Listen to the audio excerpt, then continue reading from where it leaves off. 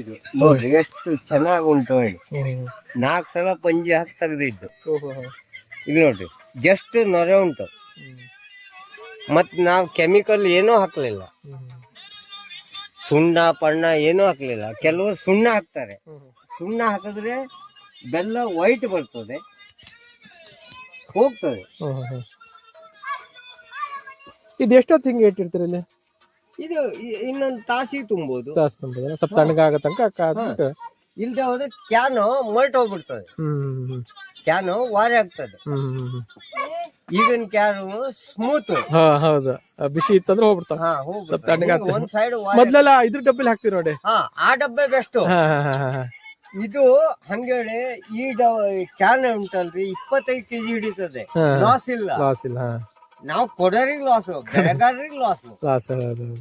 ಹಂಗೇಳಿ ಅವರು TSS ನಲ್ಲೆಲ್ಲ ಬರುದು 23 kg, ನಾವು ತುಂಬುದು 25 kg. ಅವ್ರು ತೆಗಿತಾರೆ.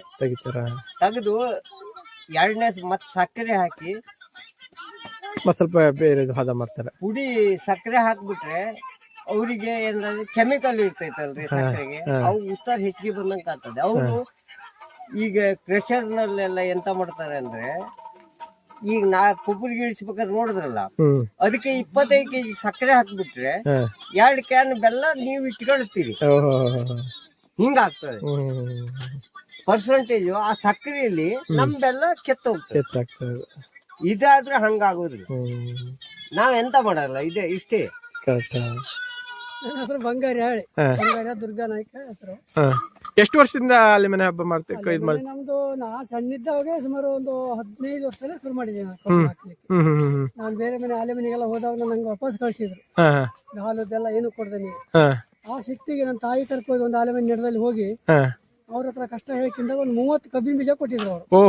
ಆ 30 ಕಬ್ಬಿನ ಬೀಜ ನಮ್ಮ ತಾಯಿ ಹೊತ್ಕೊಂಡು ಬಂದು ನಮ್ಮ ತೋಟದಲ್ಲಿ ಹಾಕಿ ಅದ್ರಲ್ಲಿ ಅರ್ಧ ಅಡಿಗೆ ಕಬ್ಬು ಆಗಿತ್ತು. ಮಾರನೇ ವರ್ಷ 1.5 ಅಡಿಗೆ ಆಯ್ತು. ಅದರಿಂದ ಕಬ್ಬು ಬಿಡ್ಲೇ ಇಲ್ಲ ನಾನು ಹೊರಗೆ ಬಂದ. ನಾವು ಅಂತ ಹೋಗಿ ನಾವು ಕಷ್ಟ ಮಾಡಿ ನಮ್ಮ ಮಕ್ಕಳು ಕಷ್ಟ ಪಡಬಾರ್ದು ಹೇಳಿ, ಇನ್ನೊಬ್ರ ಮನೆ ಕೈ ಚಾಚಬಾರ್ದು ಹೇಳಿ ನಾವು ಮಾಡ್ತಾ 15 ವರ್ಷ 20 ವರ್ಷ ಮೇಲೆ ಆತೀನಿ ನಾ ಕಬ್ಬು ಬೆಳೆ. ಇದ್ರಲ್ಲಿ ಏನ್ ಕಷ್ಟಗಳಿದೆ? ಯಾಕಂದ್ರೆ ಕಬ್ಬು ಬೆಳಿಬೇಕಂತಂದ್ರೆ ಬಹಳ ಸಮಸ್ಯೆ. ರಾತ್ರಿ ನಿದ್ರಿಗಾಡ್ಬೇಕು. ಪ್ರಾಣಿಗಳ ಕಾಟ, ಮಂಗ, ಯಾವ ಪ್ರಾಣಿಗಳ ಹೆಚ್ಚಿಗೆ ಕಾಟ ಕೊಡ್ತವೆ?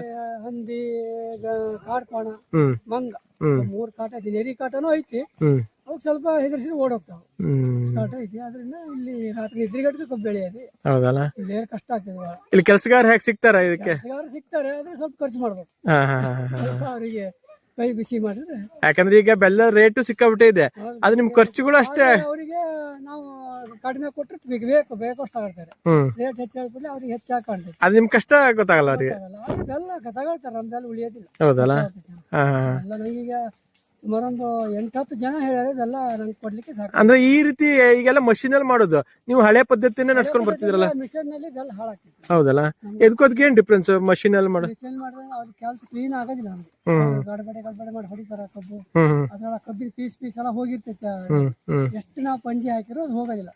ನಾವು 1 ವರ್ಷ ಅದ್ರಲ್ಲಿ ಹೊಡೆದು ಬೆಲ್ಲ ಹಾಳು ಮಾಡ್ಕೊಂಡ್ವಿ. ಹೌದಾ? ಹಂಗೆ ನಾವು ಇದ್ರಲ್ಲಿ 3 ವರ್ಷ ಬೆಲ್ಲ ಇಟ್ಟರು ಹುಳಿ ಬರೋದಿಲ್ಲ. ಓಹ್, ಅದಕ್ಕೂ ಇದಕ್ಕೂ ಡಿಫ್ರೆನ್ಸ್ ಇದು. ಹುಳ ಆಗೋದಿಲ್ಲ, ಏನಿಲ್ಲ. ಸ್ವಲ್ಪ ನ್ಯಾಚುರಲ್ ಆಗಿ ಸಿಗುವಂತ ಬೆಲ್ಲ. ಕ್ಲೀನ್ ಮಾಡ್ಕೊಳ್ತೀವಿ. ಅದ್ರ ಕೆಲಸ ಲಘು ಆಗ್ತೈತಿ. ಲಘು ಆದ್ರೆ ಬೆಲ್ಲ ಸರಿ ಇರೋದಿಲ್ಲ, ಬೆಲ್ಲ ಸರಿ ಸಿಗಲ್ಲ. ಇದು ಸ್ವಲ್ಪ ಕಷ್ಟನಲ್ಲ? ಇದು ಕಷ್ಟ ಆಗಿದೆ. ಒಂದು 4 ದಿನ ಗುದ್ದಾಡ್ಬೇಕ. ಅದ್ರಲ್ಲ ಫಾಸ್ಟ್ ಆಗ್ತದೆ, ಸ್ವಲ್ಪ ಸ್ಲೋ ಆಗ್ತದೆ. ಸ್ಲೋ ಆಗೋದಿಲ್ಲ. ಕಬ್ಬು ಕಡಿಯೋದ್ರಲ್ಲಿ ತ್ರಾಸೆ ಅದು. ಹೌದಾ? ಒಂದೇ ಸರಿ ಕಟ್ಕೊಳ್ಬೇಕು ಫುಲ್ ಅವ್ರಿಗೆ. ಹೆಚ್ಚಿಗೆ ಬೇಕು. ಇದೀಗ ಆರಾಮ ನಾವು ಬೇಕಷ್ಟೇ ಕಬ್ಬು 1 ಅಡಿಗೆ ಕಡ್ಕೋಬಹುದು, 6 ಅಡಿಗೆ ಕಡ್ಕೋಬಹುದು.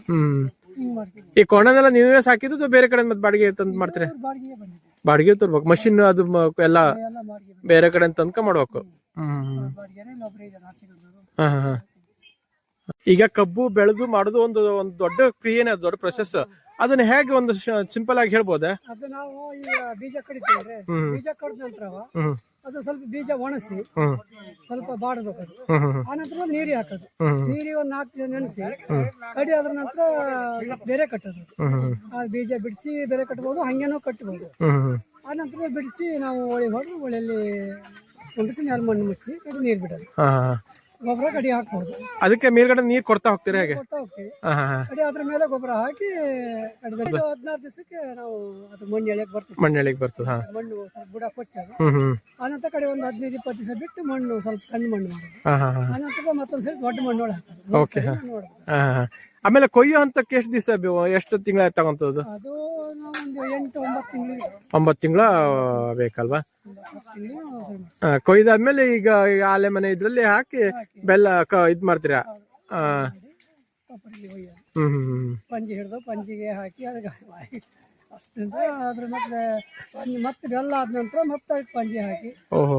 ಆ ಕಸ ಎಲ್ಲ ತೆಗೆದು ಜಂಡು ಬರ್ಬೇಕು. ಅರ್ಜೆಂಟ್. ಹಾ ಹಾ ಹಾ ಹಾ. ಅಂದ್ರೆ ಮತ್ತೆ ಬೆಲ್ಲ ಇಳಿಸ್ಬೇಕಾದ್ರೆ ಮತ್ತೆ ಪಂಜಿ ಹಾಕ್ತೀವಿ. ಈಗ ಪ್ಯೂರ್ ಬೆಲ್ಲ ಎಷ್ಟು ದಿವಸ ತನಕ ಇರ್ತದೆ? ಅದು 3 ವರ್ಷದ ಗುಡಿ ನಮ್ಗೆ. 3 ವರ್ಷ ತನಕ ಇರ್ತದಲ್ಲ, ಯಾವ್ದೇ ರೀತಿ ಹಾಳಾಗಲ್ಲ. ಹಾ ಹಾ ಹಾ. ಗುಡಿ ಏನಾಗಲ್ಲ. ಅದು ಸರಿ ಪ್ರೊಸೆಸ್ ಮಾಡ್ಕೊಂಡಿದ್ರೆ, ಇಲ್ಲ ಜಿಡ್ಡು ಗಿಡ್ಡಿ ಎಲ್ಲ ಹಾಕ್ಬಿಡ್ತಂದ್ರೆ ಒಂದೇ 6 ತಿಂಗಳಿಗೆ 6 ತಿಂಗಳು ಹಾಳಾಗ್ತದೆ. ನೀವು 3 ತಿಂಗಳಿಗೆ ಒಂದೇ ತಿಂಗಳಿಗೂ ಹೋಗ್ತದೆ. ನೀವು ಎಷ್ಟು ಇಟ್ಟಲ್ಲಯ್ಯ ಹ್ಮ್. ಹಂಗೆ ಬುರು ನೊರೆ ಬಂದು ಹಾ. ಡಬ್ಬಿ ಮುಚ್ಚಳದೆ ಮೇಲೆ ಹಾರಿಸ್ಬೇಕು. ಓಹೋ. ಸರಿ ಆಗಿಲ್ಲ ಅಂದ್ರೆ, ಸರಿ ಇತ್ತು ಅಂದ್ರೆ ಎಷ್ಟು ಬೇಕಾದ್ರೆ ಸೇರ್ಸ. ಅಂತ ನಾವು ಇಟ್ಕೊಂಡ ಹ್ಮ್. ಸರಿ. ನೀವು ಆ ಕ್ಯಾನಿಗೆ ಒಂದು ಮೆಣಸು ಒಂದು ತುಪ್ಪ ಹಾಕಿಟ್ಬಿಟ್ರೆ, ಅರ್ಧ ಚಿಮಚ ಗಟ್ಟಿ ತುಪ್ಪ ಹಾಕಿಬಿಟ್ರೆ 10 ವರ್ಷ ಇಟ್ಟು ಏನಾಗಲ್ಲ. ಏನಾಗಲ್ಲ. ಹಂಗೇಳಿ ಮಿಷನ್ ಕಣಿತಾದ್ರೆ ಇರೋದಿಲ್ಲ. ಹೌದು. ಇರೋದು ನೀವು 8 ದಿವಸಕ್ಕೂ ತೆಗ್ದು ಎಸೆಯೋದು. ಅದಕ್ಕೆ ಅದು ಮತ್ತೆ ಏನ್ ಮಾಡ್ತಾರೆ ಅಂದ್ರೆ 850 ಗ್ರಾಮಿಗೆ TSS ಎಲ್ಲ ಸೇರಿ 140 ರೂಪಾಯಿ ಒಂದು ಟಿನ್ನಿಗೆ ಮಾರ್ತಾರೆ.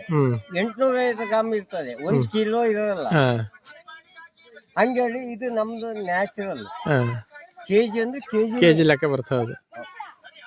ತುಟ್ಟಿ ಬರೋದಿಲ್ಲ, ಬೆಲ್ಲನು ಪ್ಯೂರ್ ಬೆಲ್ಲ ಸಿಗ್ತದೆ ಮತ್ತೆ. ಪ್ಯೂರ್.